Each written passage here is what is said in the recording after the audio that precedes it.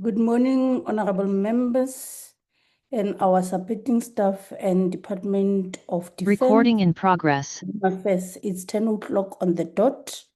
We have our agenda before us as slided. It's opening, welcome and introduction by the chairperson, apologies, then we'll have adoption of the agenda and apologies, and then we'll then continue with our items, of which it will be response by the Ministry and Department of Defense on the Defense Amendment Bill B32 2025, National Assembly, Section 75, and the Military Discipline Supplementary Measures Amendment Bill B31B 2025, National Assembly, Section 75, written submissions. And then we'd then have committee discussions and would have a Ministry and Department of Home Affairs briefing on the visa-related matters, and then committee discussions, and then we'll go to way forward and closure. Honorable members, on the item that relates to the Home Affairs, I want your indulgence because one have noted the two apologies from the Minister and the Deputy Minister with regards to their attendance on today's meeting. But we'll get on that matter when we do our apologies and the adoption of the agenda. So members, before us, we have the ministry led by Honorable Minister Motshega and Adjutant General Izimnisi, and we have Mr. Meshi Ramacharant, Director Legal Service, and we have Colonel Kalabi Mashihu and Mr. R. Marimi. They are all from the Department of Defense. And with us today as well, we have the State Law Advisor, Ms. Sarah Govenda, and we have again Parliament Legal Advisor, Ms. Sean van Breda, of which, and Mr. Lihotlo Mushokwa. They are part of this meeting based on what one has received as delegation from the department and people who are joining us in today's meeting. Honorable members, again, we do have I think the state, legal advice, I've already indicated that they are with us today. Members, to those who are starting to be with us in this platform, we all have all members of the Select Committee, Security and Justice, who are presented today, who have joined this particular meeting. With that being said, I want to wish all the women on the platform Happy Women's Month, and I hope that they've been taking good care of your good selves as you are championing women interest in this particular platform of being legislators and where we serve as public servant. Happy Women's Month to all our male counterparts. Happy Women's Month to your partners, and I hope you are taking care of them in terms of, acknowledging their presence in your lives. Honorable members, we welcome the department to today's meeting to further deliberate on the two bills before the committee. In terms of the public participation process, the committee advertised the bills for written comments from 22 July 2026 to 7 August 2026 on electoral platforms and in the national and provincial newspapers. The committee received 3 written submissions on both bills from the following commentators: Zakaria Desai, Grizel van Zanten, attorneys on behalf of the South African National Defence Union, and Lieutenant Colonel Kevin O'Brien. We note that there are some substantive comments in respect of the military discipline bill, which the department will respond to in today's meeting. We note that the department has clarified in their presentation that there is no need for the committee to consult with the Office of the Chief Justice, the South African Legal Practice Council, and the Society for Law Teachers of Southern Africa. is this falls within the department administrative responsibility. We also note in the presentation that they clarify the matter of the consultation in the Legal Resources Center and the International Commission of Jurists, noting that both the Portfolio Committee and the Select Committee advertised the bill for public comment, which was open to all who wish to comment. We look forward to the department's comprehensive response to the submission received on the bill. After the department presentation, we will invite Parliamentary Legal Service to make any comment on the submissions. So members, we are done with the item number 1, and the meeting is officially opened. Now I would note hands for the apologies and the adoption of the agenda, as I have indicated. But Kesh, can you give us apologies first so that members can then adopt the agenda and apologies? Noting what I've said with regards to the Home Affairs, it's up to members on what is it that we're going to do. Are we going to allow Home Affairs to present and then engage with the executive when we meet with them, or where during the time that we have slot for the visas backlog? It's up to you members to decide on that one. But let's note apologies from Kashwan. Morning, Chairperson, and good morning, members, and Honourable Minister and Department of Defence and Department of Home Affairs. Chairperson, we received an apology from Honourable Billy. He's currently at the CPA conference in Malawi. And then Minister Dr. Shriba tendered an apology. He's got an official commitment, and Deputy Ministers for Department of Home Affairs is unavailable due to receiving the invitation late, Chairperson. Thank you. Thank you, Gesh. I see the hand of Honorable Nonkonyani. Over to you, Nkosi.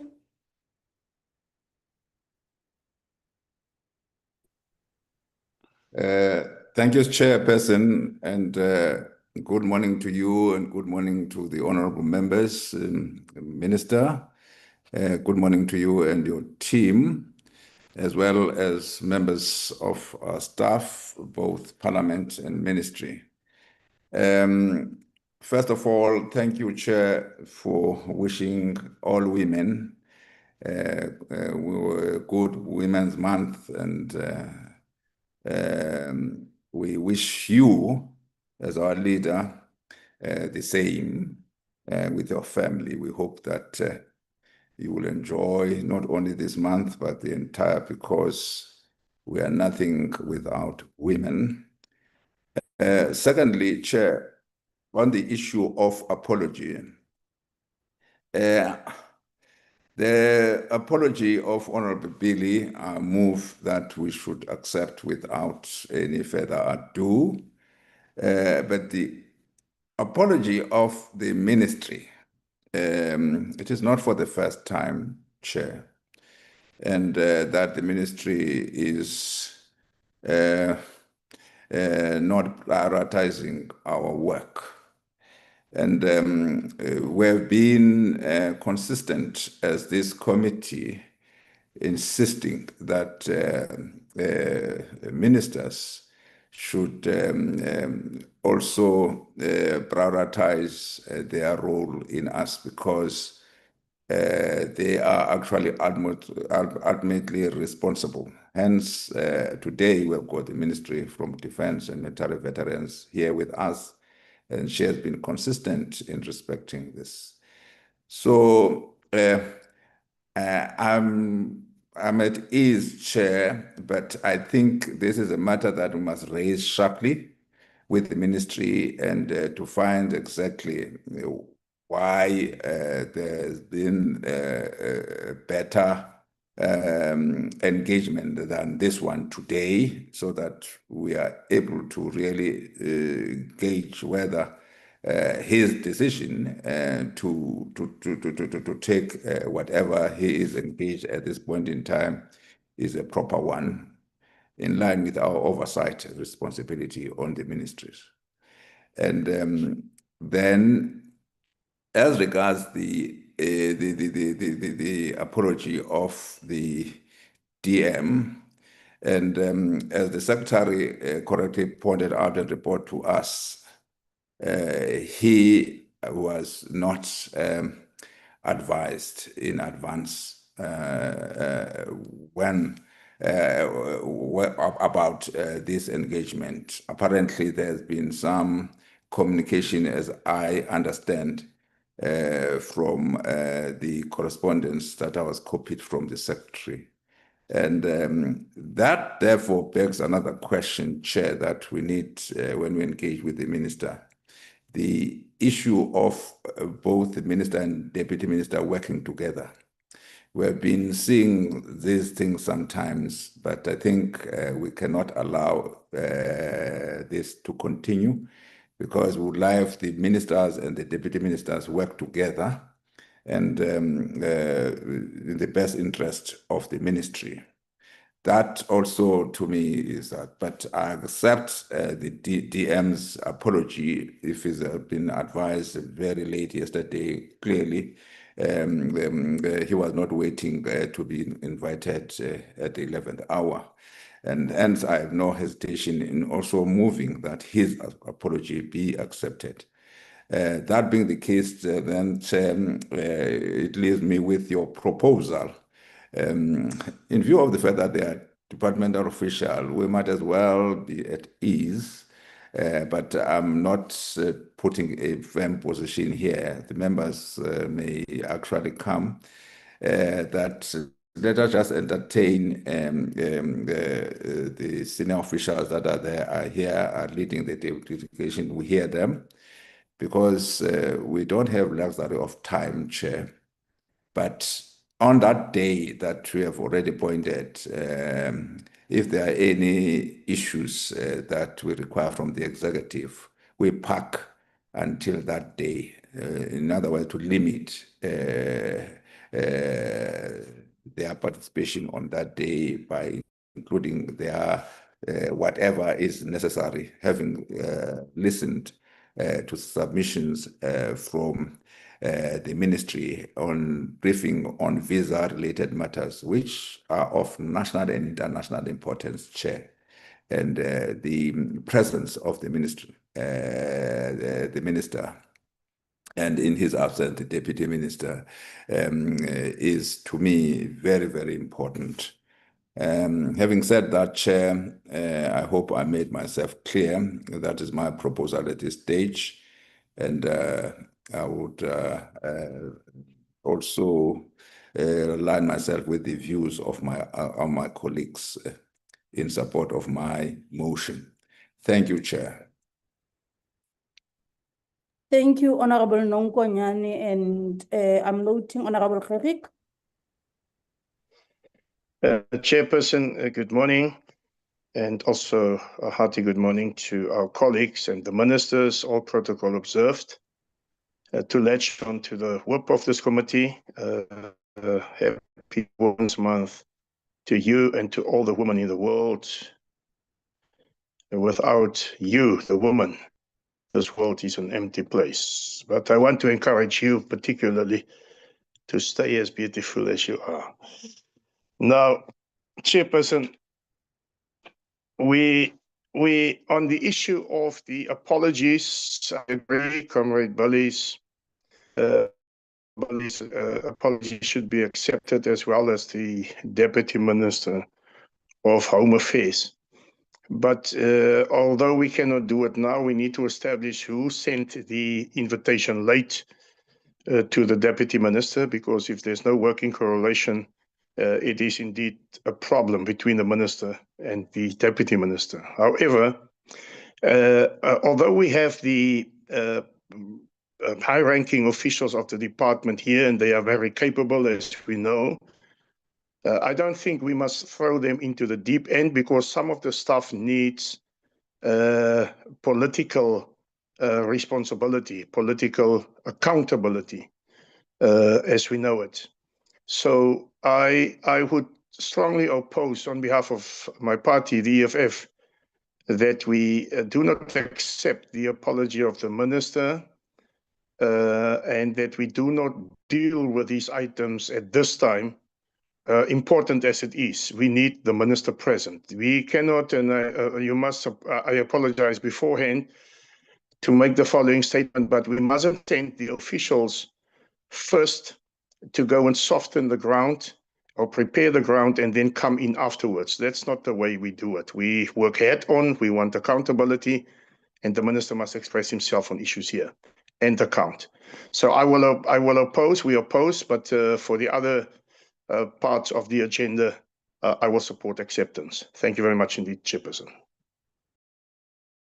Thank you, Honorable Khaik. I just need clarity on your issue because when you started, you acknowledged the fact that we do have a senior executive here from the department that are capable. And now the second part of your statement, it says that we must not take the presentation.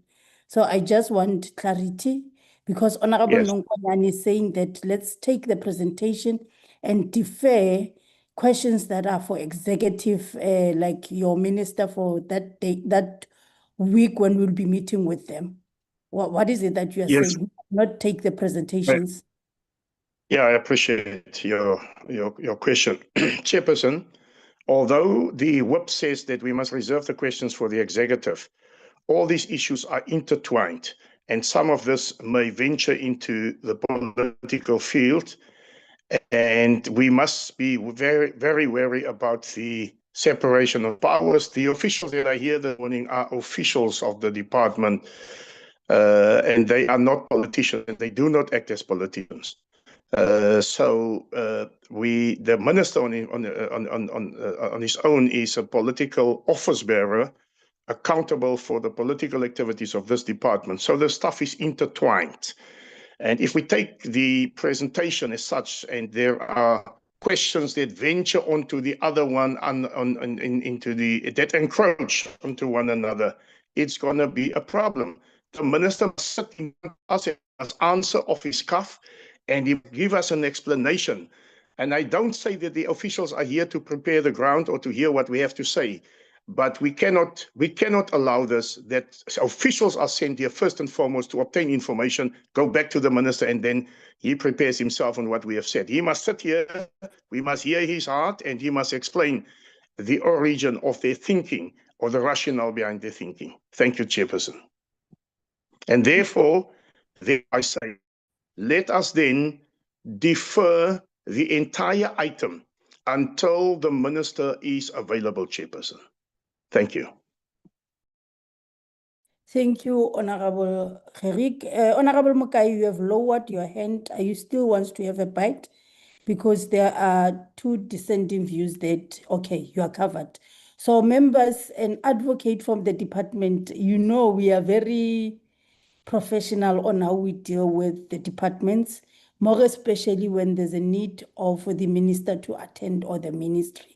So it's unfortunate that now we need to release you from the Department of Home Affairs that will have this briefing on that week when we will be dealing with the visas backlog. So you are officially released advocate from Department of Home Affairs. And please note that on that week, minister or deputy minister, they must ensure that they become part of the meeting. With that being said, you can leave the platform. And thank you for all of you who are on the line from Department of Home Affairs.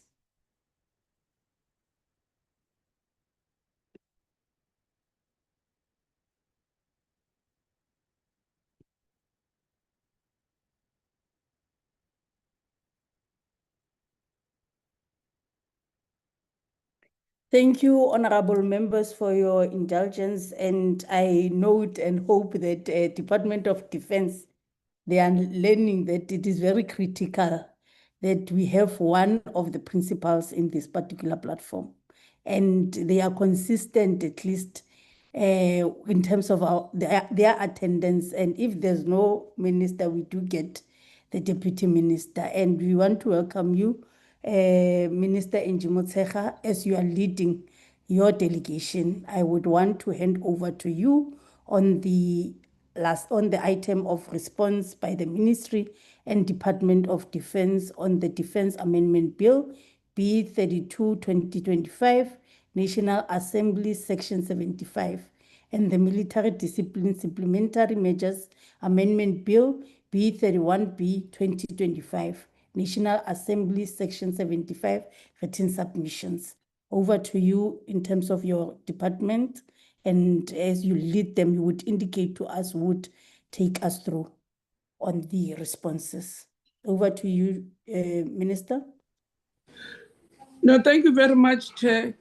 Chair, let me acknowledge you, committee members, but also my colleagues from the department. Can we just see you, then you can switch off if you have to. Oh, no, look it. I'll do that, Chair. Okay. Chair. You can see you. Yeah, but not, okay.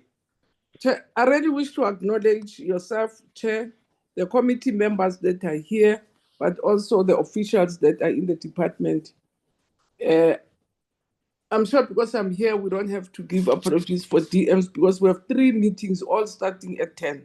Our portfolio committee and another committee also starting now. So the other 2 deputy ministers attending those meetings. So I'm here, Chair, as you explained what the purpose of the bills are. We've obviously gone through the portfolio committee. We had to go to public hearings, and we're here to really present to you what came from the public hearings, what are our responses. We have gone through those responses as the department, but we will present to you. So I don't want to preempt what our views are. The delegation is led by I'm not sure, Tim Cooley is here, who's our SecDef, but the main person is going to lead the team and who's been ready in the whole process will be Advocate Dr. Mnisi, who is our Adjunct General, who is leading the entire delegation that you listed. But again, Chair, let me thank you very much for the opportunity you're giving us, and also express really the gratitude, because we are chasing time. Court gave us limited time, and I'm really grateful that your committee is also giving us this opportunity so that indeed we can be able to meet the deadlines that have been set for us. Chair, with that said, I really want to thank you for the opportunity as SecDef to greet his new. I know he has to go and join the portfolio committee later. I will also sit in the meeting until 11. I'll go because I'm traveling. I won't switch off, but I'll be traveling, so I might have some disturbances on the way, but I'll stay throughout the meeting and only travel from 11. Chair, let me not take your time, and thank you most sincerely. You've seen me get a Thank you. cold. We are I'm wearing actually my hat. I didn't want people to see me the big hat, but thank you very much, Chair. And thank you to the committee. we are actually doing it as well for our viewers so that they can see that you do attend this meeting. You are not robots. No, Because boy. people can manipulate IT as well. No, Thank you, Minister, for your remarks. And now I would hand over to the leader of delegation and Mr. Mtimkulu, and then you would then hand over to the person who would take us through the presentation, Advocate Mnisi. Over to you.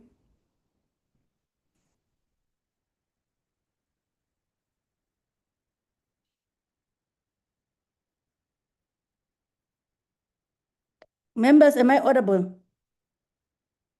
Yes, you are, Chair. You are. Loud and clear. All right, thank you. Delegation DOD, can you flight your presentation and then take us through?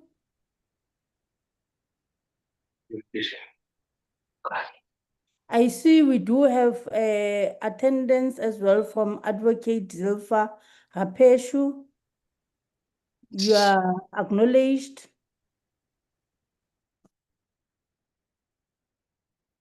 Advocate Mnisi, over to you. You can open your mic and then open your video so that we can see you if you are not on PJs, and then you can close if you have a problem with your bandwidth.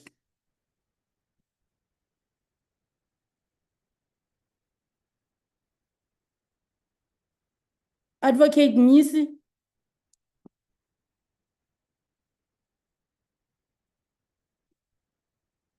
Advocate Nisi. A very good morning, Chair.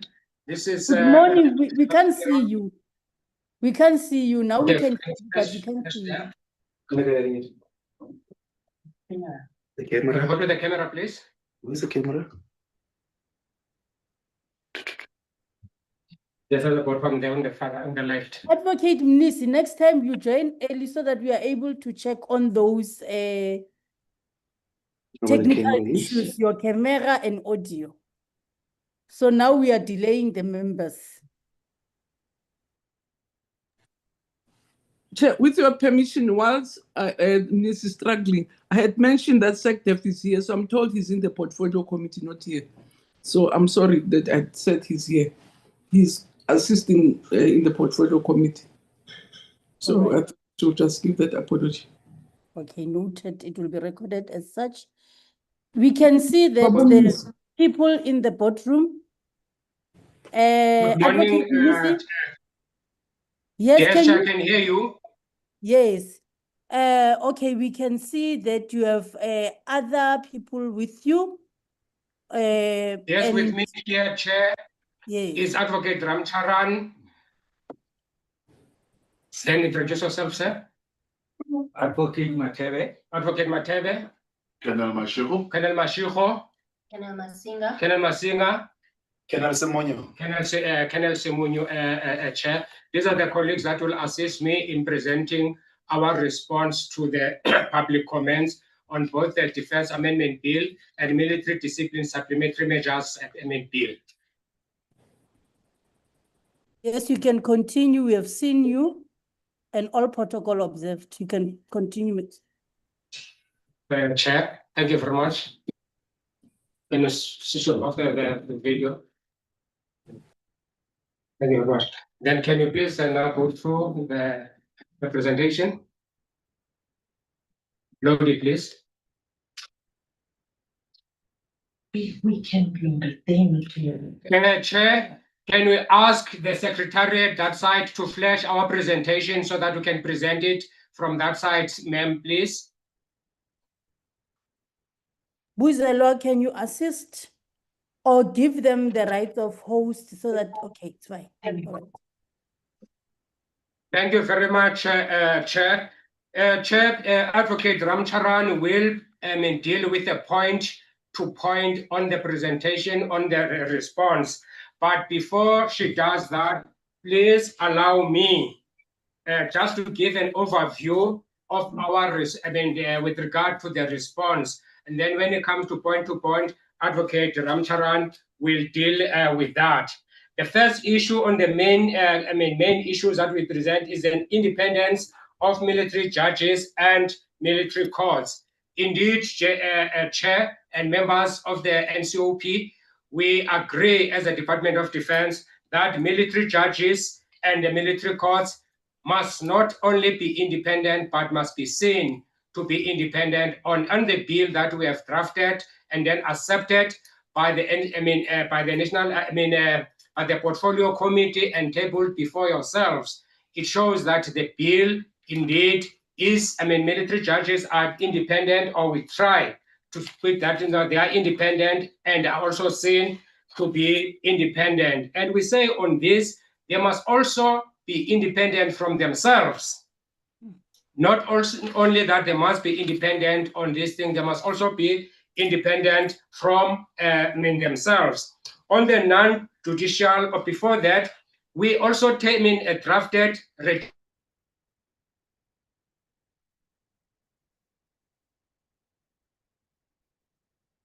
regulations. And when we draft the regulations, the independence is reflected on our draft regulations. The issue of the Adjutant General was dealt with thoroughly between the state law advisors, parliamentary legal advisors, and the Department of Defense advisors. Yes, the Adjutant General, as you see on the bill itself, on the regulations, that office will only be a post box when you come to the appointment of judges, because, Madam Chair, the country cannot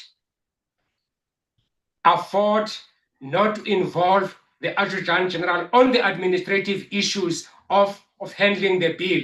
Once people start applying, the Adjutant General will never, the office has nothing to do with whether or not person A is fit and proper. Everything will be submitted to the interim or to the Military Judicial Advisory Committee. Therefore, military judges, the appointment will be free and fair, independent from the military command, including the Adjutant General. So we want to put that. On the non-judicial misconduct of military judges, then that is the highest mountain to climb, Chair. We say military judges in the first point are soldiers. Therefore, anything that is outside their judicial functions, they are definitely also subject to the Defense Act. Sorry, Advocate Mnisi. The person who's controlling the slides doesn't make the slides to move. So, Chair, for now, I'm just giving an overview. Before, right. after that, now, Advocate Ramcharan will deal with point to point, ma'am. All right. Thank you, ma'am. So we say on the non-judicial misconduct of military judges, our response will be that military judges are members of the South African National Defence Force. They are subject to the law, including the Defence Act, Military Discipline Supplementary Measures Act, and MDC Military Disciplinary Code, and any other laws of this country. Therefore, they cannot be excluded on non-judicial misconduct. Like other justices, they are subject to the laws of this country. They cannot be excused except for those things that they are sitting on that. Also, Chair, we want to say state law advisors, parliamentary law advisors, and our department lawyers agree that the bill, as they reflect, the two bills as they reflected, meet the constitutional court orders. As they meet the minimum requirements of the judgment in the O'Brien matter. We will submit that. Without any further ado, Chair, can I allow Advocate Ramcharan now to run point by point as you allow us, as you give us that opportunity. But before that, we want to thank the NCOP by giving the Department of Defense an opportunity to respond to the public comments.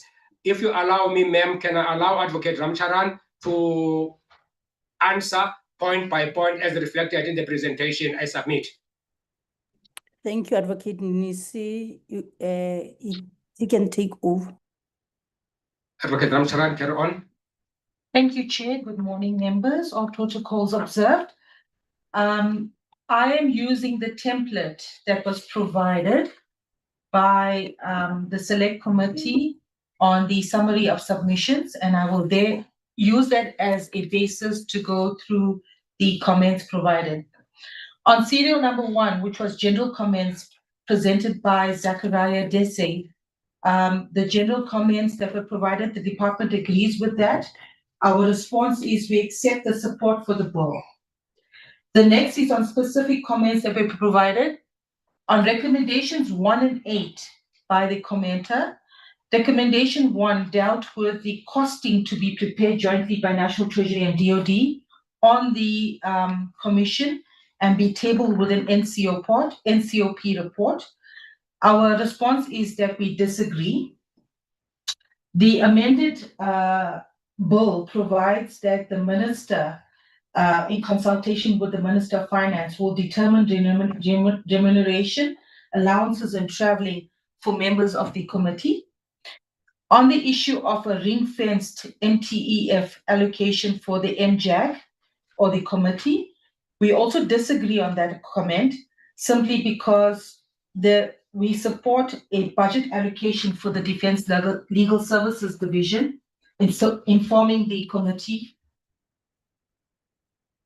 If we move further on to number 2, recommendation number 2, which deals with the parallel NCOP concurrence and the joint presidential proclamation, recommendation 2 and 3, we agree with those. although we find that it is irrelevant to the further processing of both bills, but the recommendation is accepted. Let's move to recommendation number 4.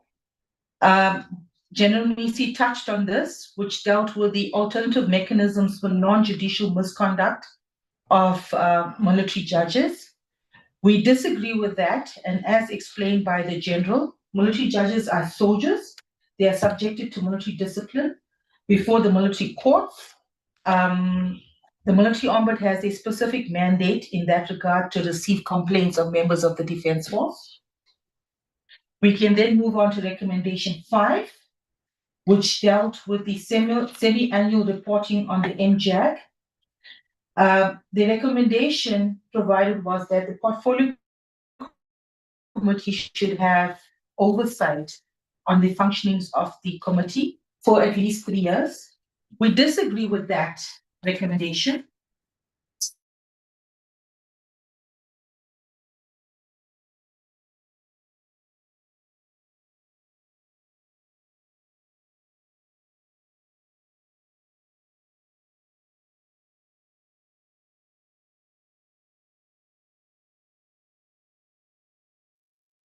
Chair, there's a silent. I don't know if Yes, we have Ms. Ramachar, we have actually missed you on the other part just immediately when you were finishing that item that speaks about the disagreement on the submission by the Portfolio Committee and the NCOP.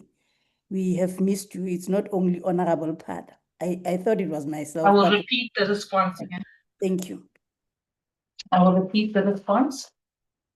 That is recommendation 5, which dealt with the reporting on the MJAG or the committee to the Portfolio Committee.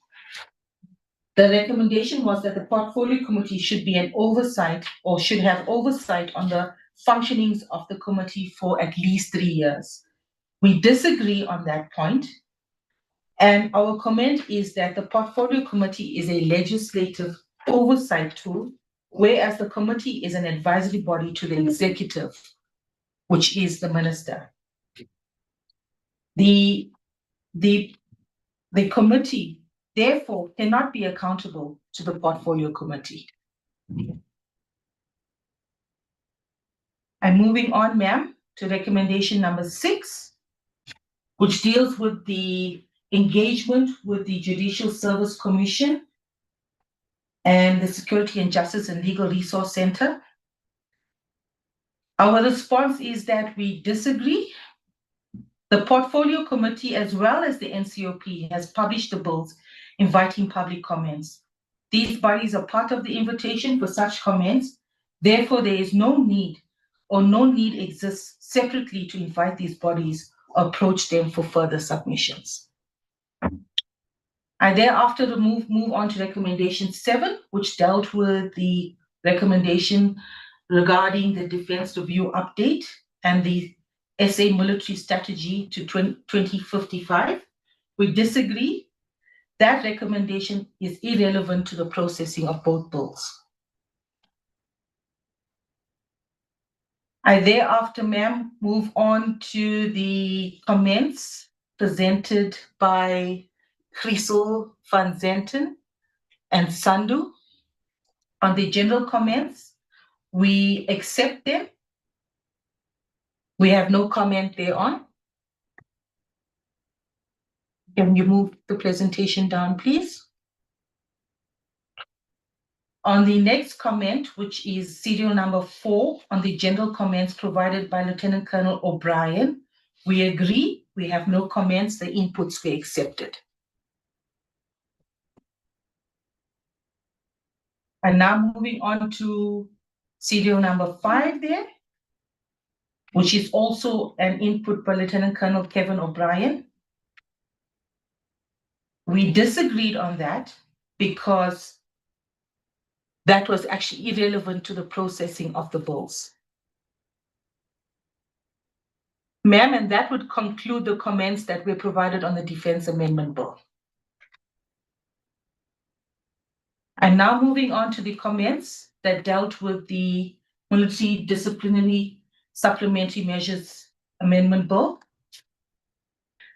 And the first, serial number 1 there again, we have a comment from Zachariah Dese, which dealt with general submissions. We agree there and we accept the support for the bill. Move on to serial number 2, which is the specific comment. And we've combined recommendations 1 and 2. Recommendations 1 and 2 again dealt with the costing of the functions of the committee and ring-fencing funds. I have already given a comment on that to indicate that we disagree. There's no need to cost it the way the recommendation has highlighted, or for that matter, the ring-fencing of funds. What we do welcome is an allocated budget to the Defence Legal Services Division. I then move on to specific comment number 3, recommendation number 3, under serial number 3, where it is proposed that the NCOP must confirm the readiness of the Chief Justice and the Legal Practical Council and the Society for Teachers in taking up appointment in the committee. We disagree with that recommendation, Chair, because requiring the NCOP to confirm readiness in the context recommended is not supported, as this is an administrative matter for the department to follow through. So the department will contact the necessary bodies to determine availability of members to sit on the committee. I now move over to recommendation number 4, which dealt with section B, C of the amendment bill. And then that recommendation dealt again with finding a mechanism to deal with the non-judicial misconduct of military judges. Once again, ma'am, we disagree because the matter has been discussed above. Military judges are members of the South African National Defence Force. They are amenable to disciplinary conduct or misconduct. I'm moving on to recommendation number 5 that dealt with section 61 of the amendment bill, which dealt with the withdrawal power or concurrence of the Chief Justice to withdraw members appointed to the MJAC.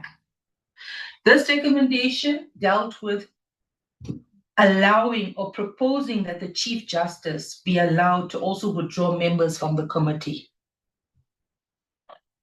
We disagree for this, ma'am, because there is no need for the minister to have concurrence with any other person on withdrawal of a committee member other than with the committee itself. In withdrawing members, the minister will have the guidance by the committee. There is no other person that would be required, therefore. And now moving on to recommendation 6 that dealt with section 6A, subsection 5 of the Amendment Act. It dealt with providing an independent secretariat for the MJAG. In other words, there should be another body that should be appointed to the MJAG to deal with secretarial issues. We disagree with that. Our comment is that the committee sits ad hoc, as and when required. The recommendation of a full-time secretariat will be unnecessary and costly. I now move on to recommendation 7, which dealt with the joint presidential proclamation. Again, ma'am, we agree. The matter was discussed under the Defence Amendment Bill as recommendation 3. I move now to recommendation 8. Again, that dealt with reporting of the committee's functioning to the NCOP. We disagree on that matter. Our comment again is that the matter was discussed under recommendation 5 of the Defence Amendment Bill. I now move on to recommendation 9 that deals with the engagement with the Legal Resource Center and International Commission of Jurists. Again, the department disagrees. The matter was discussed under recommendation 6 of the Defence Amendment Bill. Recommendation 10, which deals with the recommendation on considering future constitutional amendments to the amendment bill. We disagree. We are of the opinion, ma'am, that this recommendation is not relevant to the processing of the bills. I now move on to the general comments under serial number 3 that was provided by Chrysel van Zanten on behalf of Sandu. It deals with Section 6A, independence and transparency in the amendment bill. We agree. We support the insertion of Section 6A into the amendment bill. The concern of independence and transparency is addressed in the draft regulations in respect of assignment. On the next comment, specific comment, serial number 4, it deals with Section 6B, nomination of candidates. The recommendation indicates that the AG, or the Auditor General, receives nominations, and the concern is that the AG is in control of nominations, purporting there would be some undue influence on the part of the AG. We disagree with this, ma'am. And our comment is that the office of the AG does not nominate candidates at all, but merely receives nominations for transferring it to the committee. The proposed amendment is rejected. The draft regulations indicate that the office of the AG has nothing to do with the process of nomination, as was also explained by General Nisi in his opening remarks. And moving on further to Section 15, serial number 5. And this recommendation dealt with a non-renewable term. An officer's term should be renewable after 7 years, and the limitation to a non-renewable term is unnecessarily restrictive. What this recommendation dealt with is that a military judge sits for a 7-year tenure and thereafter should be allowed to proceed after the 7 years for another term of 7 years. Ma'am, we disagree on this. And our reply is that if one has regard to the constitutional judgment, in particular paragraph 111, it is stated that in the Justice Alliance matter, that the court emphasized that non-renewable terms for judges is an essential prerequisite. In other words, the Constitutional Court judgment was clear that in providing a 10-year term for judges, that term is non-renewable. So once a judge sits 7 years, he may not take another 7 years thereafter. And now moving on to serial number 6, which dealt with Section 44. Again, it dealt with the issue of nomination should be substituted for an application process of assigning military judges. And by doing so, that we should do away with regulations to the amended bills. We disagree, ma'am, simply because judges do not apply for a position on the bench or to sit as military judges. They are nominated. Therefore, we are of the view that a nomination process is best suited rather than an application process in making sure that military judges are there appointed and thereafter assigned. And now moving on to serial number 7, which deals with the general comments that were provided by Lieutenant Colonel Kevin O'Brien. And his comments dealt with possible executive interference and whether military judges are sufficiently protected in performing their duties. Our response is that we disagree. The amendment bill actually establishes the committee, which is independent of the executive and the department. The entire purpose of the bill or the judgment was to indicate that there must be some mechanism that will be created for independence, and the committee is that mechanism. I now move on to serial number 8, which dealt with specific comments. The comment again is by Lieutenant Colonel Kevin O'Brien. And the comment dealt with employment contracts and judicial tenure.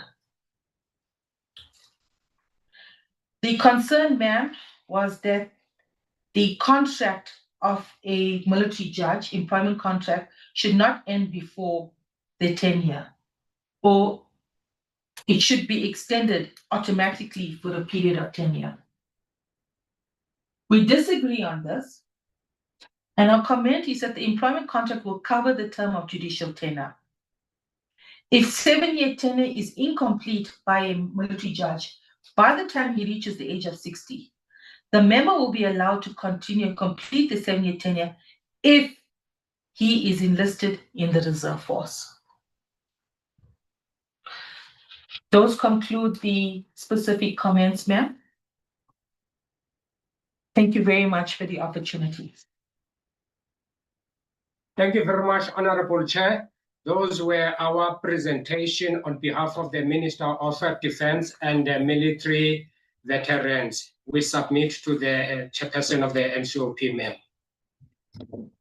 Thank you, Advocate Mnisi and the collective. And I really want to appreciate our supporting team as well for coming with a detailed spreadsheet that actually made the department to fill in on the important sections that we wanted clarity on legally. So from your side and the other legal partners.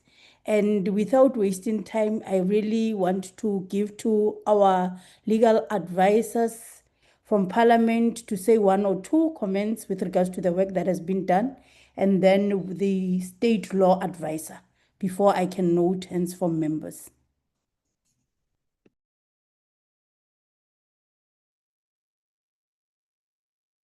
Thank you, Chairperson. I'm Mustafa Mbreda from Parliamentary Legal Services. I'll be assisting the committee with the processing of the Military Discipline Supplementary Measures Amendment Bill. My colleague, Mr. Lehotlo Moshokowa, will be assisting the committee with in respect of the Defence Amendment Bill. Chairperson, I am happy with the department's responses to the submissions. What I would just like to add, and of course the committee will be discussing the clauses and perhaps submissions made by the public in more detail when we deal with this with the bills clause by clause. You will note that in respect of the Defence Amendment Bill, that bill was in fact not amended by the Portfolio Committee, and from the submissions you'll see that the defence, there are no issues with that the public has with the Defence Amendment Bill. It is in fact constitutional and consistent with the O'Brien judgment. In respect of the Military Discipline Amendment Bill, there are submissions made that that bill, since its amendment in the Portfolio Committee, that the bill is now consistent with the O'Brien judgment and constitutionally robust. You will note from Lieutenant O'Brien's submission, he in fact proposed amendments to Section 15 in the bill, and that concerns the period of assignment of judges. Now, that was a provision which was debated in depth during the the processing of the bill in the portfolio committee. So that was quite a provision which raised quite a bit of concern and debate. In my view, Chairperson, the current wording of Section 15 with regards to the period of assignment, as it was amended, is indeed consistent with the O'Brien judgment. However, the proposal made by the Lieutenant Colonel, that proposal is actually consistent with a proposal I made to the portfolio committee, which it's virtually identical to that first proposal. The department was not in favor of that particular proposed amendment, but I am satisfied that the current wording is indeed consistent with the O'Brien judgment. Although the proposed amendment from Lieutenant Colonel O'Brien is also consistent in my view, it could perhaps be more preferable, but it does not make the provision more constitutional. Both versions will work in the Act, and both versions would be consistent with the O'Brien judgment. That is something that the committee can consider and debate, and of course the department can once again provide its reasons for not accepting that particular proposal. With regards to the composition of the committee, there was a submission that the executive may have some sort of influence in respect of which nominees would be appointed. That is, I would agree with the department that the bill does not provide any role for the executive to play in respect of nomination, and that those nominations are in fact made by the committee, and that will be dealt with in the regulations, which will in fact be tabled in Parliament. Chairperson, so when we get to the clause by clause processing of the bill, that is when we can discuss these issues and the clauses in more depth. So I look forward to engaging with the committee and assisting the committee with the processing of this bill. Thank you, Chairperson. Thank you, Sean van Breda. May we have Mr. Lehotlo Mushokwa?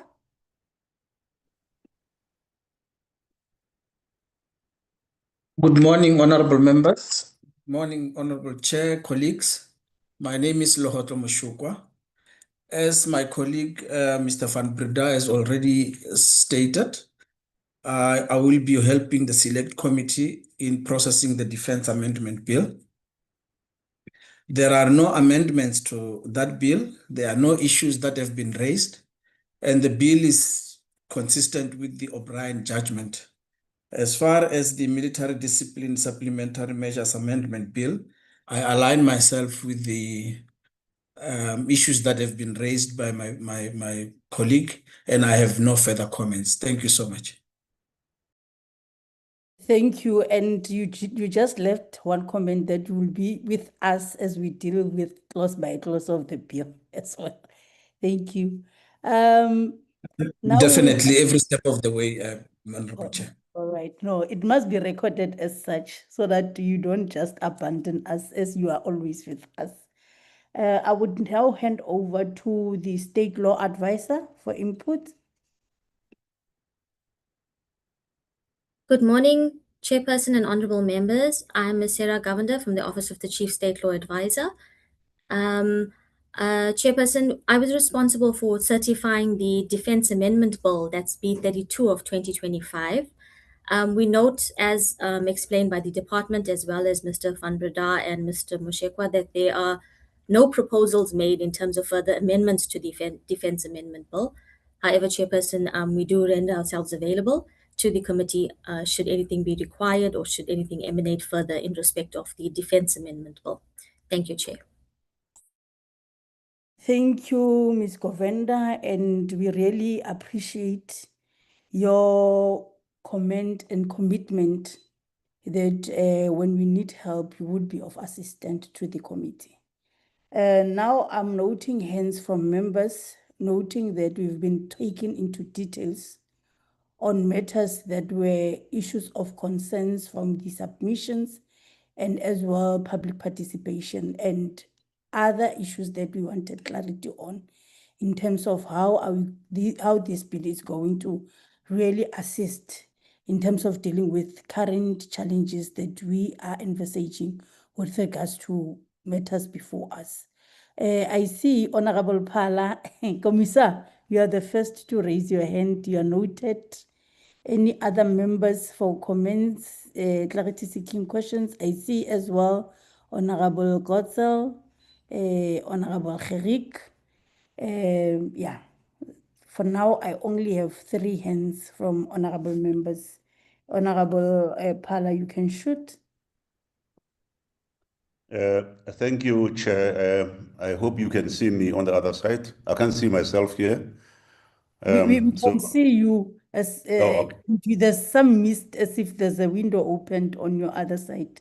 But No, there's no window open. It's just the window is the curtain is open. Thank you very much. Can I switch off the camera? Okay, you can do that. Thank you, Chair. Let me let me start by saying good morning to the minister and and all the senior officials here, and good morning to the members of parliament. And let me appreciate the presentation by Advocate Munisi and the team. And Chair, I must just make an apology here to you and my fellow committee members that I did not have time to read the O'Brien judgment. So I may not able to align the arguments made here. But I'm impressed with the presentation done by Munisi and the team. My issue here is that we are dealing with the department which, in terms of the constitution, is assigned to guarantee the national security of this country. So we need to be careful in whatever we are doing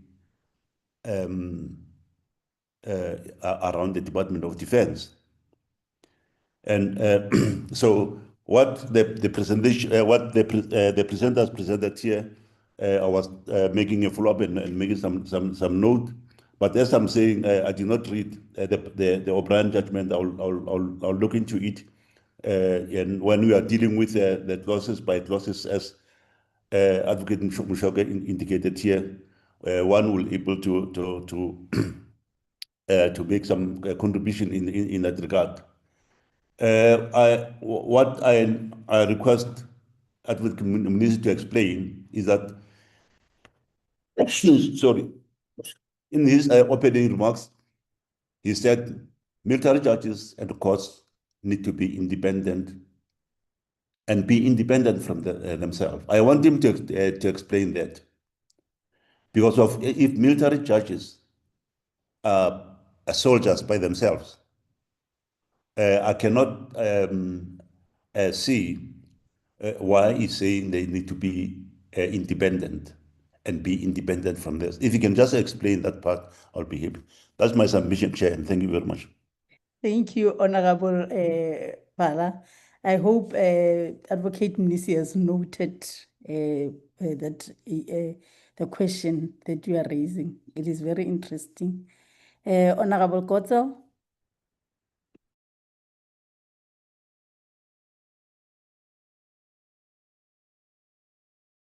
Sorry, Chair, I was didn't take myself off mute there. You look good. We didn't see you then. Now we can see you. Thank you, Chair and colleagues, as well as the guests today and the Minister. Chair, before I get to my questions, I just want to say that Mr. van Breda explained about the difference in wording as proposed I think, in the bill, and then a different type of wording proposed by Mr. or Lieutenant Colonel O'Brien. And I would just ask that he take us through that when the time comes. He was a little bit too fast for my grasp today, but he did mention that the wording as Lieutenant Colonel O'Brien suggested it might be more favorable, and I think that is something the committee must please then consider. Then there was a comment that the employment contract is for 3 years, but there's a 7-year term, and that it will expire on the employment contract. And then I think the explanation that was given to us is that 7 years would extend beyond the retirement if the retiree is then taken up in the reserve forces.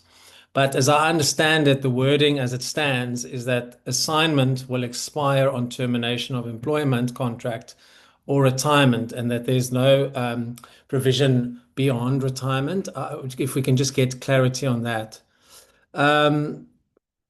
My questions are that we perhaps get some more information about what the MJAC will actually cost. The department has rejected the recommendation that Parliament must obtain a quantified costing before passing the bill, but I'm not sure that Parliament should be legislate something without knowing whether the implementation is actually affordable, specifically when we have consideration to the current issues in the Department of Defense and National Treasury about approving costs. Furthermore, I think my notes on non-judicial misconduct, I would just like some clarity on who would investigate misconduct unrelated to judicial functions, whether boards of inquiry remain competent after the Constitutional Court judgment, and what happens where misconduct is administrative rather than judicial. Parliamentary reporting. Yeah, I think maybe a little bit more information on this. The department argues that the Portfolio Committee is merely an oversight body while the MJAC advises the minister.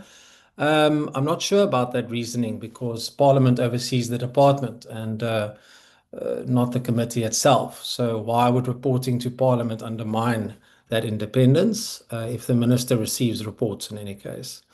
Then I'll leave that one out.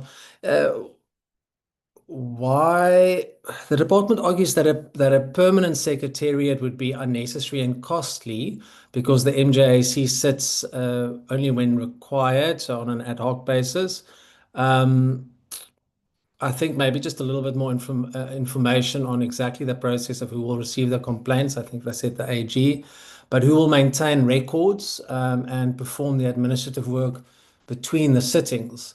And then the department also rejected requiring concurrence from the Chief Justice, saying that consultation with the committee is sufficient. So my question is, why should the executive retain unilateral authority to remove members of a body designed to limit executive influence? Why is, for example, concurrence by an independent constitutional office bearer then inappropriate? Just also, they make reference to draft regulations. Have these been published? Maybe they were sent to us. I don't think I've seen them. So just some comments on that or the progress in that. Yeah, and then lastly, the issue about the independence of the executive and the department. There were many assertions, but I think the main questions then is, who appoints the secretariat, who controls the budget, who provides officers, who controls procurement, and can the department direct or influence administrative support, which I think is obviously the crux of the questions based on the actual amendments.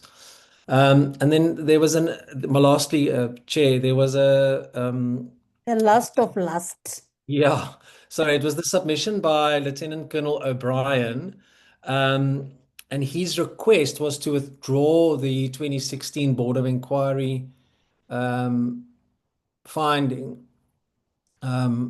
So I just want to know if the department intends to formally withdraw the Board of Inquiry following the Constitutional Court judgment.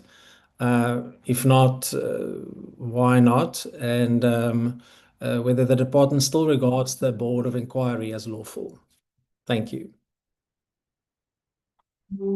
Thank you, honorable members. I hope the department is noting, because at least questions of members are detailed in terms of area of interest on what they would want responses on. Honorable Gerik?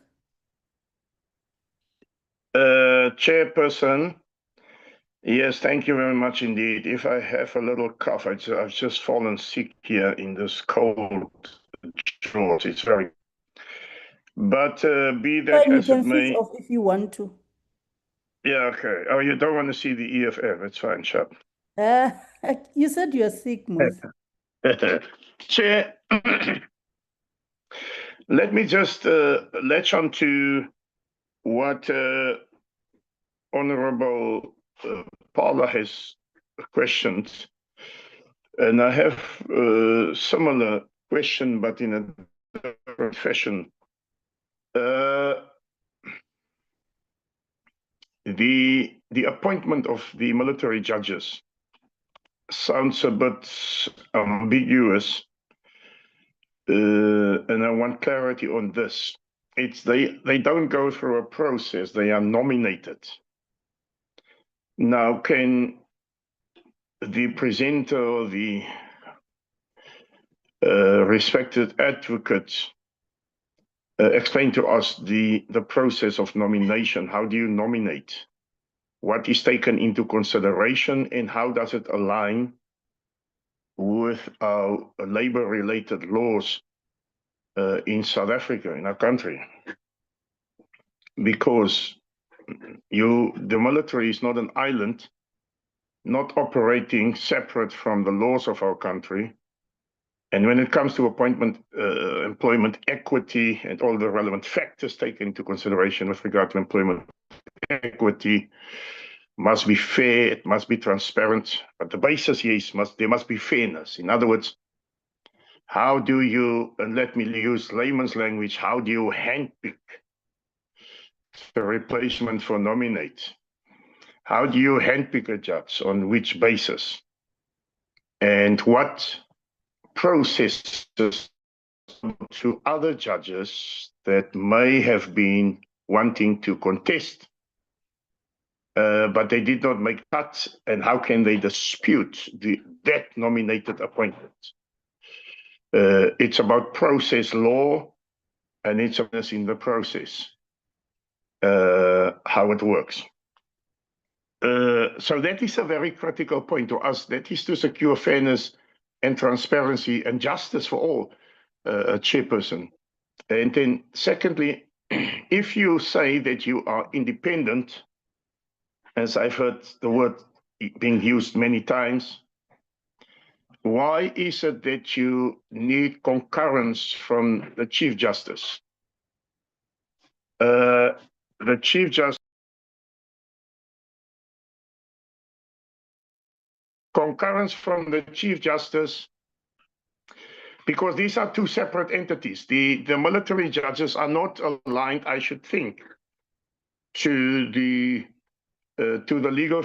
conventional legal fraternity. They operate all independently, as it has been said. So what type of concurrence do we seek from the Chief Justice, and why? Are we invoking different laws, or what type of law do we invoke when we align with the Chief Justice and say, can you scrutinize this judgment or this ruling and bring us an alignment, or whatever the case may be? Why is that the case? Thank you, Chairperson. Thank you, Honorable Gerik. Honorable Nonkonyane? Chair and honorable members, good morning again. I think for the first and foremost, I must align myself with the colleagues in thanking the Minister and the entire team from Mr. Mnisi for the presentation. Really, I appreciate it. I've covered somewhat by my colleagues in respect of that, but I do, Mr. Mnisi, appreciate your expression that the independence of the military courts and judges as a principle is actually accepted. But there is an expression that you used that they must be independent from themselves. And it's the first expression that I hear. Perhaps I would appreciate if you could expatiate on that. What you mean, or what the department mean by the independent of a person from him or herself there. And again, Mr. Mnisi, if you can expatiate when you respond to the colleagues about the transparency in the interviews, because we're used to the process of when the magistrates are appointed, are nominated in terms of the processes, but they are subject to public scrutiny by having a magistrate commission, for instance, interviewing them. And in terms of the judges in the Judicial Service Commission, after the nomination process, they are subjected to public scrutiny. They are actually being interviewed in public. And just remind me here, whether do we have a similar process or different process? I'm aware of the issue of military being of a special kind. I'm alive to that issue. But I would love if you could actually clarify us so that if it's treated differently from the other ranks of judiciary, you indicate to us. Chair, these are just two comments from my side that I would really appreciate if the presenters could expatiate more. Otherwise, I'm pleased with the presentation. Thank you, Chair and honorable members. Yes, thank you, Honorable Nonkonyani and honorable members for your questions. Mine were just two, and I'm partly covered by the question of Honorable Gotzel on issues of the draft regulations. If they are already available, and if so, can they be shared with us? The other issue is with regards as well to the cost of the MJSC.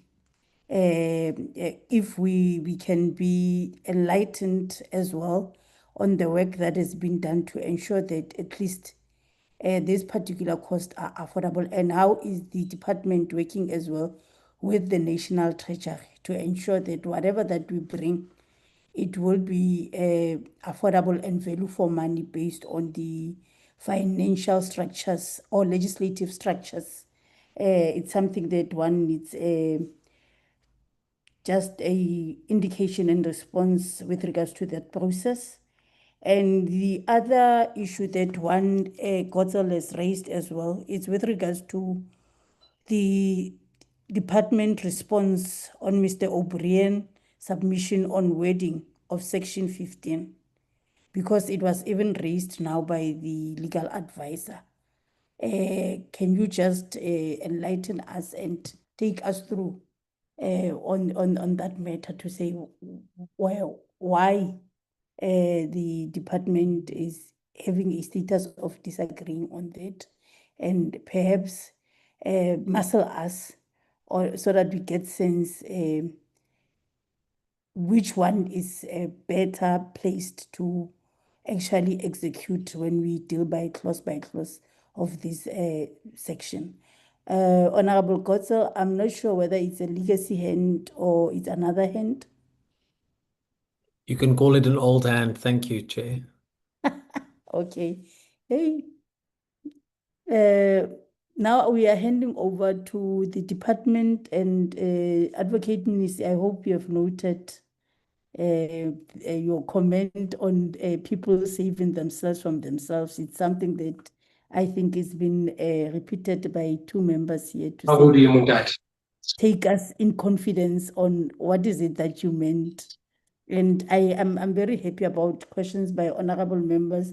Honorable Gerik is very consistent about issues of labor in terms of the laws, more especially when we deal with contentious matters in our select committee. And I think we need details with regards to that.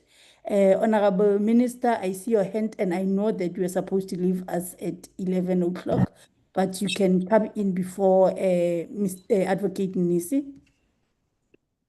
Chair, we're already driving, so I hope I won't have an interruption. So I hope I'm clear. The voice is clear. Very clear, very clear. Okay. No, thank you very much. Chair, in line with the advice we got from the parliamentary lawyers, I would request that it would be for me very helpful if we have that session where we go close by close.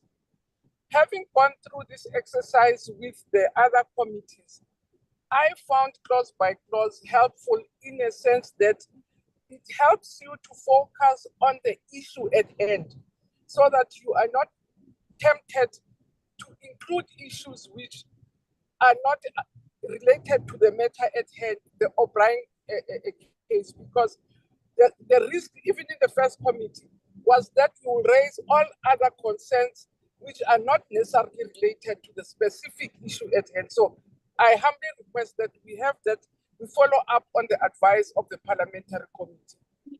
Secondly, Chair, even in terms of the budget and other questions that the officials will answer, is that we're not dealing with anything new. We're not establishing the process of appointing judges. So it's what is there in the department, it's what we normally budget for, and that's why we were resisting even having a full-time secretariat so that we don't incur new costs. Because at the heart of it all is really around the process that was there in place in terms of the appointment of judges, but not about a new process of now saying as if we're starting all over. So I thought I should ready, my point, Chair, is to request that we have a clause by clause session. We will respond where we respond, but a clause by clause, I found it extremely productive and helpful to keep us in track in terms of what is it that we're dealing at the present moment, and not maybe discuss other things which may not necessarily relate to the current process we're in. Thank you very much, Chair. And that will be the end. As I say, we're driving after your other process. You know, I don't need to come back. So that's the request I wanted to make before I get cut. Thank you very much, Chair. Thank you, Minister. We have noted your comments and would indeed follow through the advice by the parliamentary legal advisors. Now I'm handing over to you, Advocate Mnisi. Then you would indicate on your side who's going to respond on what. But you know, the one that has been asked by Honorable Pala and Honorable Nonkonyan, it's directly to you because it was when you made your remarks. Thank you very much, Honorable Chair, and also want to acknowledge all the honorables that have asked a question and made comments. I'll start with Honorable Pala. Honorable Pala, indeed, the South African National Defence Force is a national security, or one of the national security services in the country, and everything we do is to ensure that South Africa's national interests are definitely or can be pursued or defended using the South African National Defence Force and other instruments of statecraft. And I accept that whatever we do, we should be mindful of the mandate of the South African National Defence Force. Thank you very much, Honorable Phala, on that one. On the issue of military judges should be independent from everyone, including from themselves, the answer of the Adjutant General is as follows. Judges, when they preside, they always remind themselves of the cautionary rules.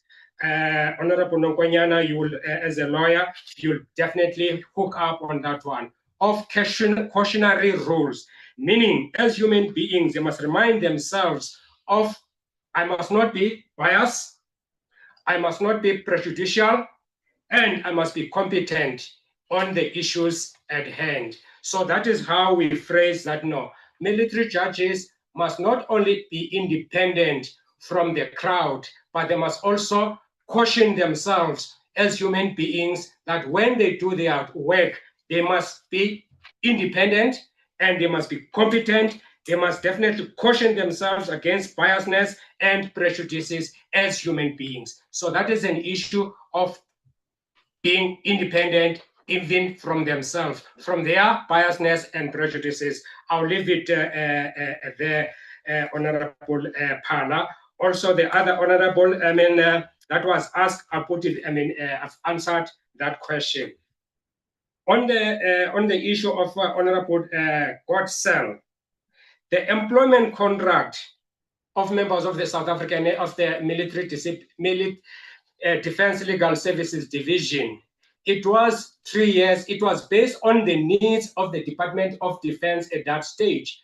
So there's no law which says they cannot be above 3 years. Currently, people that we review their contract, the legal services reviews their contract, it definitely sees from person to person the performance of that individual, the previous performance, and there are people that we review the contract for a period of more than 5 years, 7 years, and 10 years. Therefore, there is no, it's not written on the stone that, or cast on stone, that the issue of contract of members is 3 years. However, the contract is based also on the individual. If the individual says, I don't need 5 years, I need 4 years, then I can only sign for 4 years. So it be, because the contract law, there must be, both parties must agree on the issue. Therefore, Honorable Chair, Honorable Godsell, it should not be said that no contracts are 3 years. Then the issue of 7 years, if the member of the South African National Defence Force who's been appointed as a military judge after being interviewed by an independent military judicial advisory committee advising the minister, after that committee has advised the minister and is appointed on that, and the member has served 5 years of his or her 7 years, that member, when he reaches the age of 60, he retires in terms of the retirement laws of this country. Then if he wishes, or the Department of Defense convinces that person to enlist in the reserves, that person can enlist in the reserve and carries on with his additional 2 years. But after you have served 7 years, if he wants to carry on in the reserve force up until 65, he cannot function, or she cannot function as a military judge. That is also clear on the draft regulations, Honorable Chair. That is also clear on the draft regulations. A member cannot be forced to join the reserve, but if he wishes to join the reserve, because there will be practical purposes that no, he must enlist on the reserve. If he enlists, he can finalize his 3 years, whatever is left, but after that, he can carry on in the reserve without being a military judge, carrying on being another officer, a line officer, like any other person within the legal services division for that matter. Then on the MJEC, Military Judicial Advisory Committee costs, Honorable Chair, questions and the comments are persuasive. We will have to check how to cost that. However, the minister has said we're not establishing a new system. Military judges are already functioning. They are receiving salaries. We will have to look at only those small issues that need to be augmented to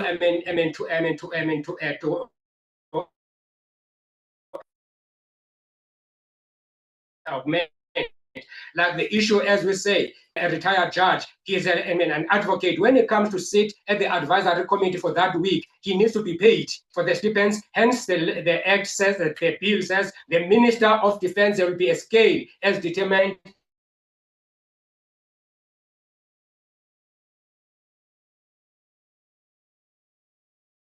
We are missing you, Advocate Nisi.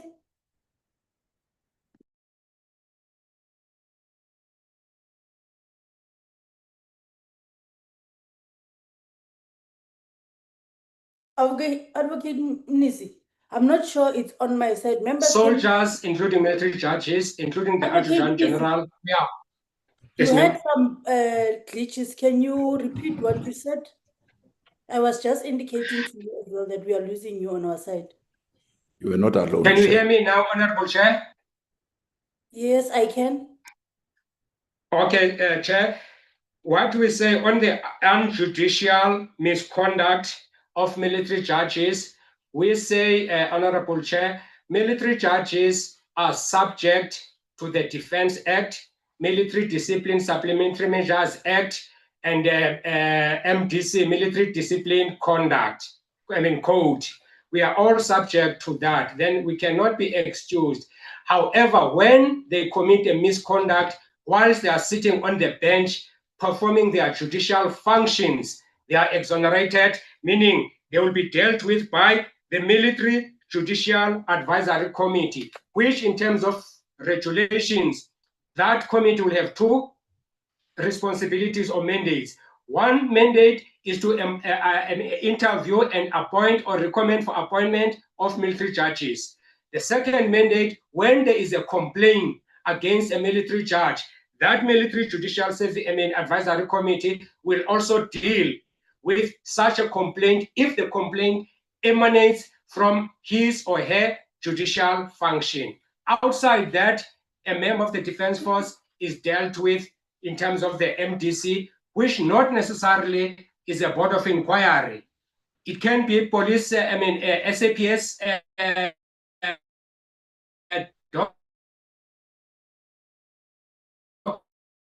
Advocate Ministry, we are losing you again. We are losing you. It can be military police, docket, or MCs within the ranks. Okay. Ted, can I come closer? Can you hear me now? Yes, we can. Honorable Chair, okay. What we say, Chair, thank you very much. What we say, military judges are soldiers that will be dealt with in terms of the MDC, Military Discipline Code, Defense Act, Military Discipline Supplementary Measures Act. We are subject to that. However, military judges are exonerated when they commit misconduct based on their judicial functions. When they are committed misconduct based on their judicial functions, that matter will be referred to the Military Judicial Advisory Committee that has been established according to the bill that is in front of you, Honorable Chair.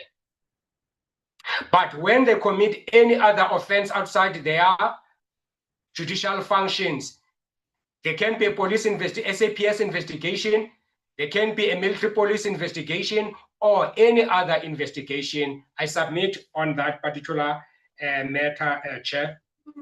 On the reporting to the Portfolio Committee, Advocate Ramcharan said the Military Judicial Advisory Committee will report to the Minister of Defense, and the Minister of Defense and military veterans, as it normally happens, reports to Parliament. So there will always be reports on the activities of the Military Judicial Service, Military Judicial Advisory Committee.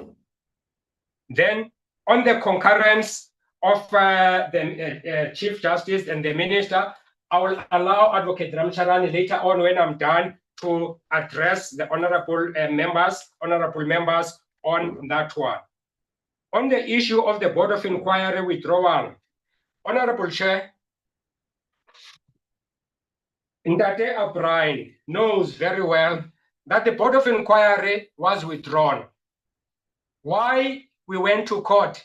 Because the Adjutant General said a judge's misconduct when performing his or her judicial function could not be investigated by the Board of Inquiry.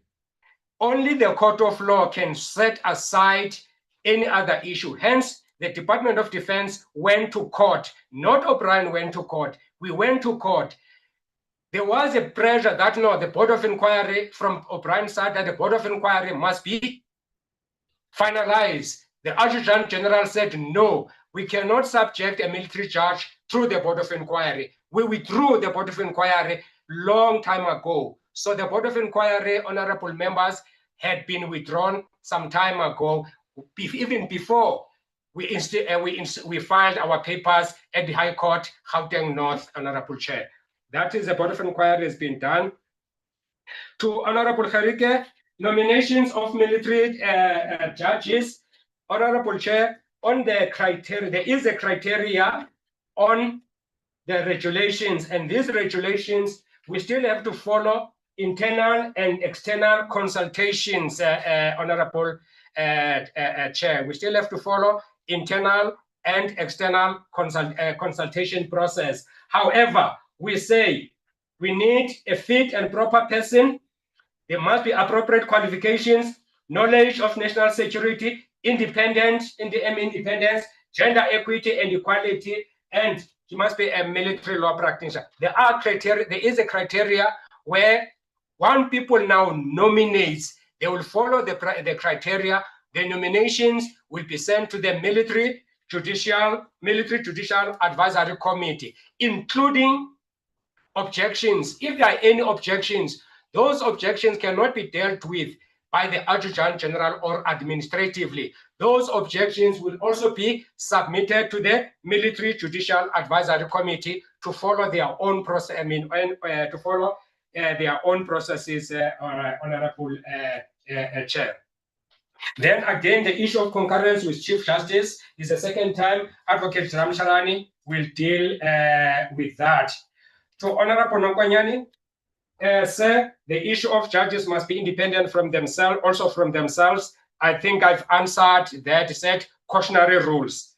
Then transparency of the interviews. Yes, we say on the process in the on the regulations themselves, that will be tabled in Parliament as agreed as it appears on the bill.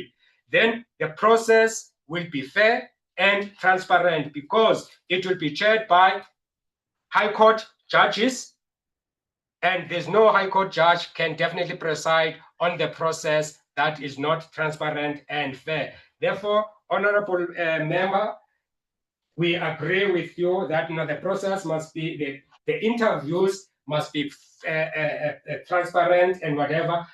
We hope that they will, when we look at the general regulations, that will be tabled in Parliament after we have followed all internal processes set. To the Honorable Chair, on the draft regulations, yes, they will be tabled in Parliament. If we look at the bill, the draft bill is that they must be tabled in Parliament. On the costing of the bill, we will have to attempt to put that, but as the Minister has said, is not a new issue, but we look at that, will receive guidance from the Minister. Then on the issue of the wording of clause 15, yes, the Minister said, can we leave that when we come and deal with clause by clause? Then we wanted also to submit kindly so or humbly so, Honorable Chair, that we will come back and deal with that matter when you deal with clause by clause. If you allow me, Honorable Chair, can I allow Advocate Ramcharan to address the most difficult one that I wanted to deal with on the concurrence with the Chief Justice, ma'am. Do you give me that permission, Honorable Chair? You are permitted. She can continue. Thank you very much, Advocate Ramcharan. Thank you, General. Thank you, ma'am. On the issue of the concurrence of the Chief Justice, let's understand where that is coming from, that recommendation. The recommendation is based on Section 6D of the proposed amendment, and it deals with appointing members of the committee for 5 years by the minister, and thereafter the minister may withdraw such member at any time from the committee after consultation with the committee if there are sound reasons for doing so. Now, the reasons for the removal will be administrative, obviously for obvious reasons, because if the person concerned is not happy, they can take the matter up administratively. What the recommendation is proposing is that once the minister removes a committee member in consultation with the committee, that removal must still be confirmed or concurred by the Chief Justice. In the circumstances, there's absolutely no reason for doing so. The process of removal is administrative in nature, it's fair in nature, it wouldn't require concurrence by the Chief Justice. In addition to that, I just want to indicate that the Chief Justice, if you seek his concurrence, he's only going to have concurrence over, for example, a judge. He can't deal with the other committee members. So having his concurrence is actually, it's not going to serve any purpose. And that is what I submit. Thank you very much, Advocate Ramcharan. Honorable Chair, that was our attempt to respond to honorable members' comments and or questions. We submit back to you, ma'am. Thank you. Thank you, Advocate Mnisi. There are two hands that I've seen shooting just immediately as you finish, and I hope that it's maybe on issues that were not covered as raised by members. Honorable Gerik and Honorable Nicholas. Yeah, Chair, thank you for this opportunity again, and thank you for the presentations. On the last speaker that addressed the committee on the concurrence with the Chief Justice, we need to understand this thoroughly, because the powers to be a judge, as I understand it in this presentation, a military judge, has been conferred by the military itself, if I understand it correctly, and not by the Chief Justice. This is why the military is doing the nomination or the process of nomination and so on. The authority, the custodian of that authority is the military. Now, if I understand, if my argument is the right argument, because the judges have not been appointed by the Chief Justice, if my argument is the correct argument, then again, Chairperson, there is the doctrine on the separation of powers. The military is independent. It has been confirmed time after time, repeatedly to this morning.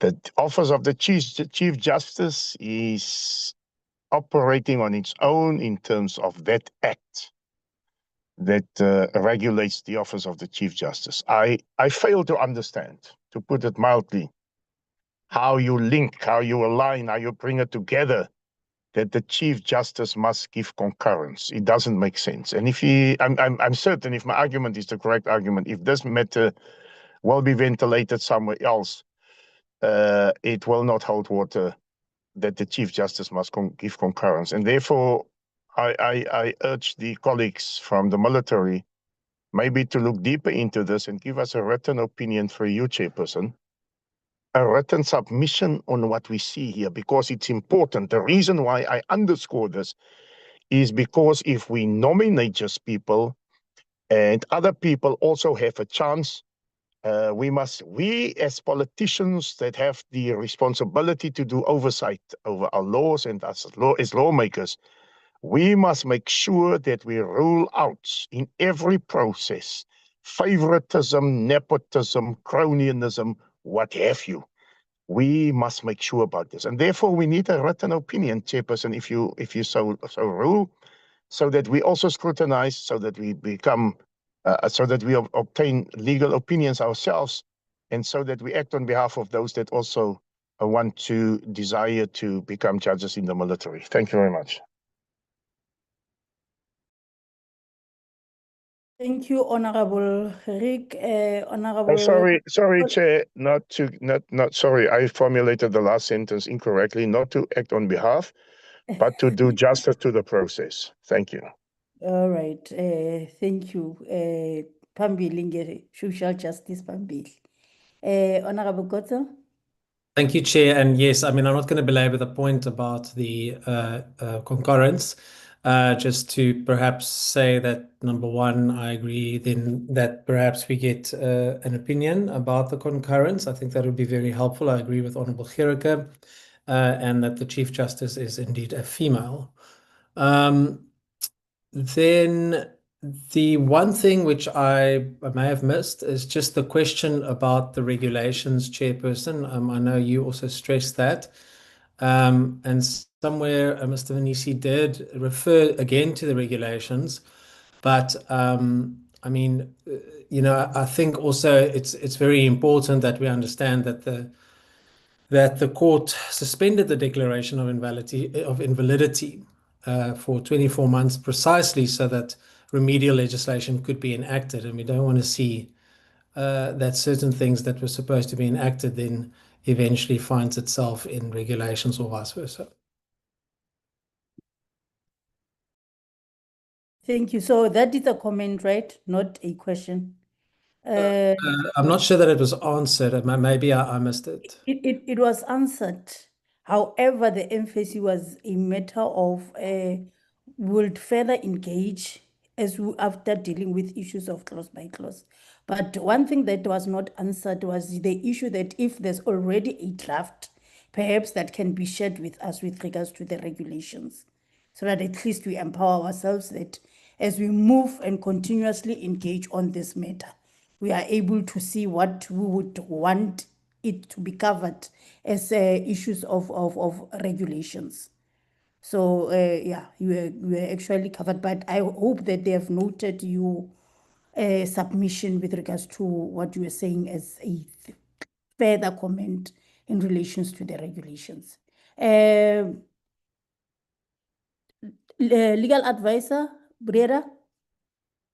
Honorable Gerik, can you lower your hand? Now it's intimidating me. And Honorable Kotzel, lower those hands. Yeah.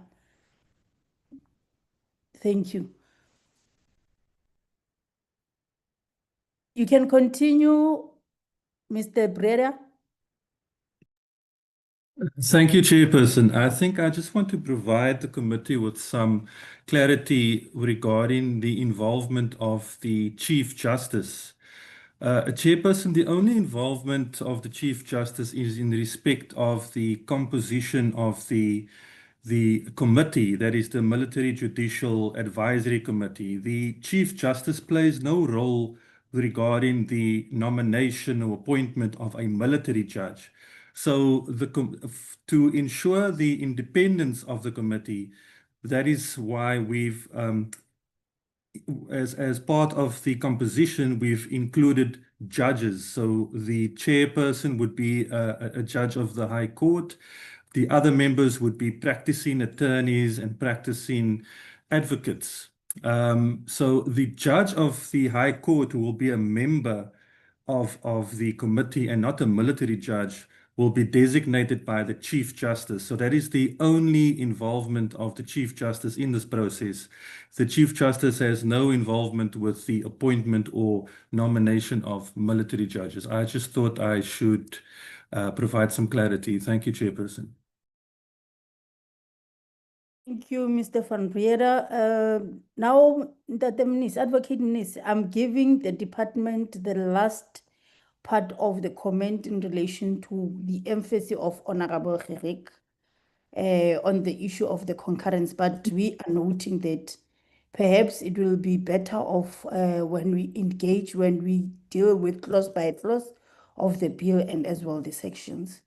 Over to you for the last comment, as one would want to do her closing remarks with regards to these topical issues today. Thank you very much, Honorable Chair. on our side, ma'am. Advocate Munisi, you are breaking.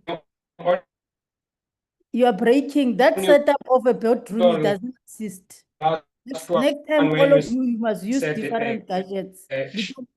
Sharing the draft known processes to internal stakeholders and yes, ma'am. Yeah, that setup of a yes, ma'am. Yes, the setup of a boardroom doesn't assist. We firstly hear echoes before we can hear your voice. So next time yes, when we have these meetings, we want to encourage all of you to join with your individual gadgets so that we must not have these disruptions as we continue with our meeting. You can start. We couldn't hear you because we are just hearing glitches on our side. We will improve on that one, Honorable Chair. What we say, ma'am, on the sharing the draft regulations, we will follow the known processes, internal and external stakeholders consultations. At a certain stage, we will brief the minister about your request and she will give us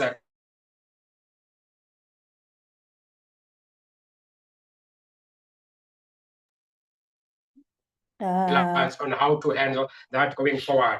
So on you, Honorable Chair and honorable members, for giving us the opportunity to come and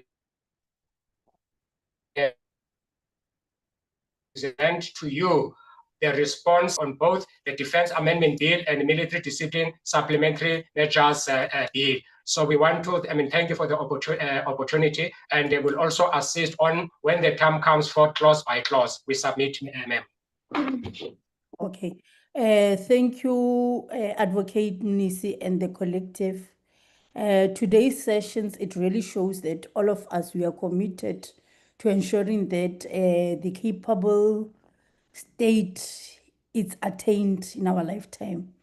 All of us, everything that we have engaged on is to ensure that we've got better best system and processes and contracts that are binding in the work that we do. With these commentators and legal advisors and state law advisors would ensure that as we engage and continue as the select committee, we leave anything unattended to so that it meets the constitutionality of the law in terms of what we would want to design as the Defense Amendment Bill. However, there seems to be room for further engagement on the Military Discipline Bill in the next meeting of the committee. In the next meeting, the department will then go through the bill clause by clause as we are agreeing, especially to address the wording of Section 15 as recommended by Mr. O'Brien. We will deliberate further on the bills in the next meeting of the committee and the week, which is the week after, the provincial week, where all of us would make sure that we engage. I see that there's a hand by the minister, and I've noted that the minister said that she was done with her comments, and I never thought that she would come in, but over to you, Minister. No, Chair, I was done with comments, but I thought I should most sincerely apologize to the committee for poor connectivity and really even explain, the Arms Corps building has got very poor and bad connectivity. And we should make an undertaking that next time when we engage with yourself, we won't use the Arms Corps building. So the reason I was raising the hand, Chair, I felt very embarrassed that we've been cutting, echoing, and want to apologize most sincerely to you in the committee that it's not out of disrespect, but it's exactly a common problem with the building that we're using. So it's really an apology, not so much engagement. Thanks, Chair. Thank you, Minister, and we want to thank you as well for being with us up until to the end. As I have already indicated, members, I hope that the same energy and breadth that we have maintained in this discussion would use when we deal with clause by clause. Noting as well, Mr. Advocate Munisi, that we will be awaiting the regulations so that as members we can go through them just to see if they are fit for purpose and they can actually make us do our work in terms of accountability and oversight as the NCOP. But without wasting time, before we adjourn, members, let's, on behalf of the collective of the Select Committee, we want to thank our content advisor, our two secretariat, and the supporting team that have made it work, that at the ultimate end, we got a presentation from the department responding to what has been submitted from the public comments and as well written submissions and verbal submission. It really means a lot that when we are able to develop such template to ensure that we move at speed in terms of dealing with bills before us, we will really assist the country a great deal as legislators to make the law that works for them. So with that being said, I thank you and I thank everybody for their participation, and we hope that in our minutes, the reflections would be there that indeed these deliberations were carrying the hearts and soul of South Africans. As Honorable Pala always says that if we would want to build a safe country, we must ensure that our systems are sustainable and strong in terms of defense. So the bill before us, bills before us, they really show that we have been learning for forever, but now it's a time for us to implement and ensure that we create rigid institutions that can make sure that we save and our country and be diligent in terms of our sovereignty. So with that being said, I want to thank you and I wish you well on your today's sittings. And let's take care of ourselves. It's very cold outside and be alert on the roads. God bless you. Thank you. Long live the chair. Thank you, Great, guys. well done. Thank you. Thank you. Thank Nice and you. warm in Cape Town, Chair. You should come to Acacia. I'm here. It's cold. It's not cold. For now it's not cold, but you know the weather here. 4 seasons in one It's day. hot. Yes. Honorable Nonkonyan, advocate. Yes, Chair. Uyababa, your learned friend. Nizawudibana, close by close. Now when you call us, you must come in there. Hayi leyo nje sizobona ngomgca. Legal gurus. Yeah. Then Honorable Pala uzazanga zakhe sase underground. We must be get up on that day. Thank you, Honorable Midupi, and all members. And the colleagues, all of you. Yeah, God bless you. Yeah. Legal gurus.